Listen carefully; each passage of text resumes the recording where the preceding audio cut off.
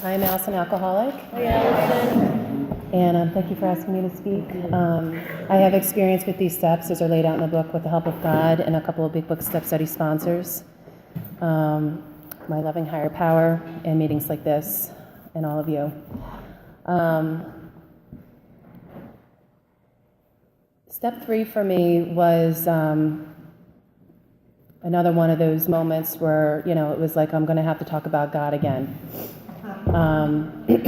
I can tell you that for somebody, I was raised in a particular religion, but I had alcoholism on a moral issue. I thought I was just somebody through consequences of my drinking, had just gotten far and far away from God, that I really wasn't wanted anymore. I wasn't, something was wrong with me, and that I was never going to get right with God. So it kept me at a distance from it. It's not that I didn't want to believe, it's just I didn't think I was worthy. So, for me, when I came to Big Book Step Study, I was about 2 or 3 months sober. And I'd been working with a counselor prior to that. And, so I got into this, the AA, and I found my sponsor, and she was I heard God through her. I mean, she was funny. I mean, I think my higher power has a sense of humor. She was just very funny. She was very gentle. We spent a lot of time talking to each other, especially about what it meant to be an alcoholic. I shared with her a lot of my stories. She shared with me her stories. And but she never really, she talked about God in such a loving way, and that she didn't have any issues with God. And I said, I really wanted that. I didn't know what that felt like. And, I believed that she believed, but I didn't know if it was something I was ready for that. And I can tell you, I think on my second meeting I ever went to an AA, I almost left because I saw the steps on the wall, and I'm like, oh my gosh, we're going to talk about God. And I had a really hard time with it, but I sat through, a bunch of cycles and started doing my reading with her, and we started having a conversation about what that might look like for me. And then I had a meeting one night with a gentleman, and he came in and he had a list of attributes that he wrote down about what God looked like to him. And it was really kind of nice. I never heard somebody talk about God like that, like your best friend, or, somebody you can go to, doesn't overwhelm you, accepts you for who you are. And I never thought about that kind of stuff. I had such the old concept in my head. I had a really hard time with that. So I went out one day, it was in June, and I sat on my back porch, and I said, I'm going to write what that looks like to me, because maybe that would help me I was in between, we just finished step 2, and I was getting ready to take my 3rd step. And I sat down, and I wrote out this list of attributes. It was about a page long, and I thought, I can talk to this person, I can talk to this concept. This made more sense to me. It felt more gentle, and for whatever reason, that was kind of like my beginning, and I went and I told my sponsor. She goes, well, do you mind if I take a look at your list? Because she never gave me these instructions, but I said that it really helped me. She goes, oh, I kind of like some of the things you wrote down here. Do you mind if I, take some of them as well? And I said, sure, and, so it was just, again, it was just a nice way to talk about God, and it was I just felt like it was easy, and, at that point, I think I was, ready, but not really sure about what I was going to do. For me, I love this chapter. I love, the way it talks about how we, selfishness, self-centeredness, that is the root of our problems. I know for me, I was somebody who prided myself on taking care of myself. I was going to, manage my way through life. I was going to have to get things done my way or the highway. And if everybody would just do what I wanted you to do, then everything would be fine, and it just never worked out like that. And drinking was a way that, I could escape, I could feel better.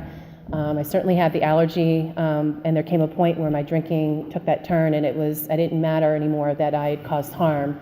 My alcoholic thinking took over again, and I was going to, go out and repeat it again, thinking that maybe things would be different. So I'm a real alcoholic, and I needed some help. My thinking was definitely delusional. And, like I said, I sat down with my sponsor. We talked a lot about this stuff.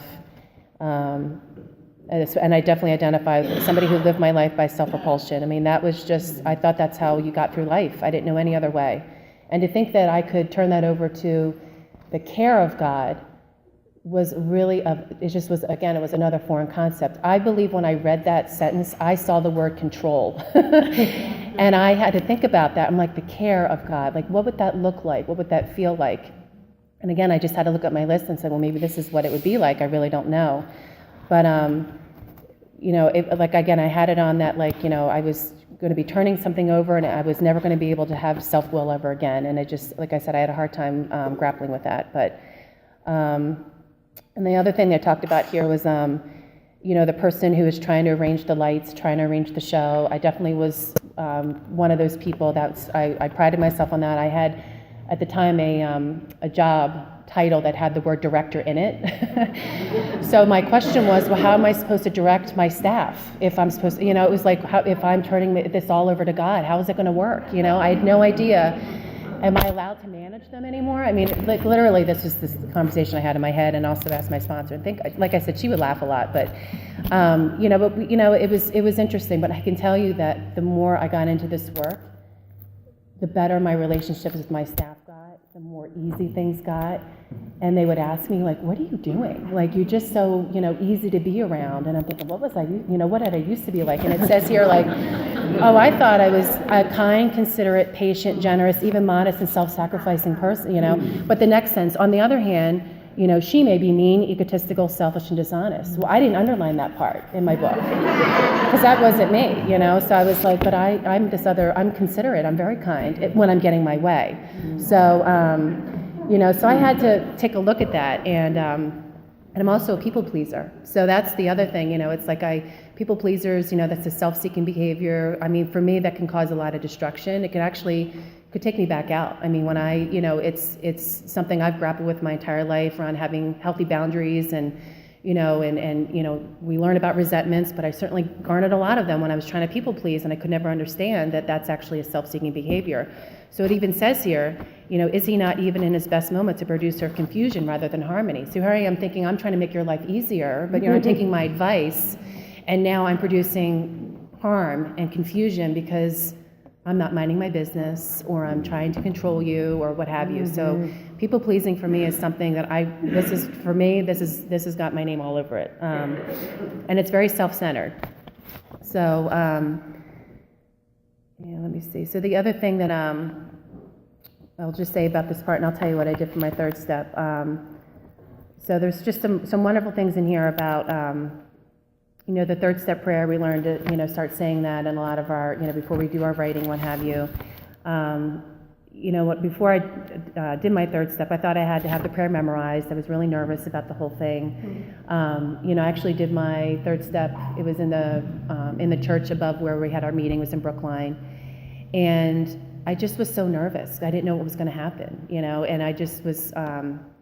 Honestly, I was just more disappointed with myself that I didn't have the prayer memorized. I had no idea what I was getting, really getting into.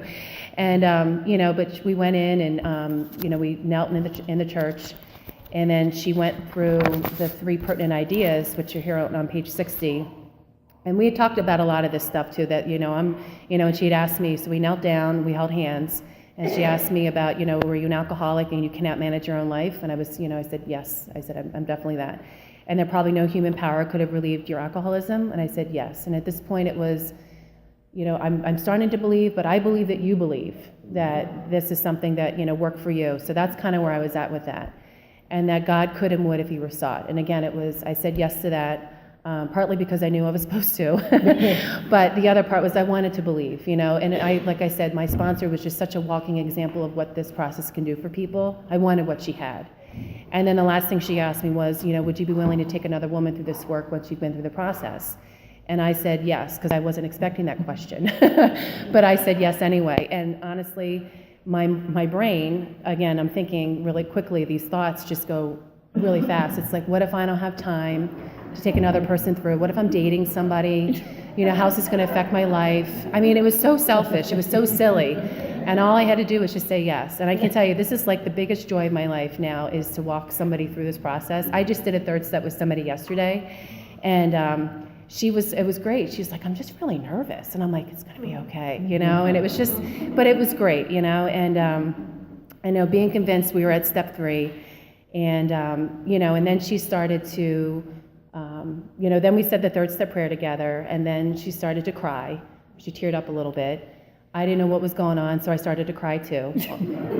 And just, with all these other selfish, everything, this is all happening at once, and I just was like, and I'm like sweating, and, and she just, looked at me. I think we were up at the meeting. She just looked at me, she goes, "Thank you for being you." And I was like, "You're welcome," but it was just like, I didn't understand what she saw, because I didn't like myself very much. I didn't really feel worthy of her time, and let alone her time or God's time or anybody's. So for somebody to thank me for being me was awkward. I felt a little uncomfortable, but like I said, you just kind of fake it till you make it, and just and do what you need to do. But I really didn't understand that until I could look at another woman and have that same amount of love and just know that she's loved, without a doubt. And like I said, I looked at my sponsee yesterday, and I felt that, and it was just that moment of like, you know what, you're going to be okay, and it's really nice when you get to, like I said, the biggest joy is just walking other women through this and letting them see their worth, and that they're women of grace and dignity, and that, and that they're going to be okay. And then the next thing she had me do was take out my notebook, because it's like next we launched on a course of vigorous action. Like, we don't let alcoholics sit too long in thought. We need to give them, give them something to do, because maybe they'll change their mind, like me. So she goes, so just take out your notebook, and we've gone over the resentment part, and and now she's like, and now you can write down some names of people that you're resentful at, and she goes, well, now you're writing, Allison. Now you can say that you're writing. And so, and like, that's exactly what I did yesterday. I do exactly what my sponsor taught me, and it's exactly what I did yesterday as well, and it's great, and they just get started. I'm like, well, now you're writing, So, this was, for me, like I said, when I was, I was still within my first year of sobriety when I took my third step. I can't tell you enough. I'm just so grateful for my sponsor who, did this with me in such a gentle and loving way. It's where I learned to start having a conversation with God, that was just, very non-threatening and very loving. I started to, maybe believe that I was worthy of having a better life, or the life that maybe God intended for me. And, I can tell you that, since doing this work, my life has completely changed. I did this, it's been 11 years now. My life is completely different. I changed my career. I have all these different things going on. Life has gotten more full. It's just gotten, there's still stuff there, but I love this prayer. I say this. I try to say it every day. I say it before I work in a hospital. I say it before I go on my shift, because I want to get ego out of the way. I want to make sure that I'm putting others' needs in front of my own, that I'm seeing the truth in everything. And I can't tell you, it's just, like I said, this has changed my life. And if you're new or you're struggling, there are people here who are going to raise their hand and they can help you with this. If you're writing, keep writing. It does end. It really does. And you're worth it. And if you're here, and and you're on the other side, just sometimes we stumble sometimes. We need to hear that it's okay. We're all here. There's a reason. I believe today that there's a reason why I'm still here. There's maybe times when I shouldn't have been because I was doing stupid things, but I am here, and I serve a greater purpose today that I never knew was possible. So with that, thank you.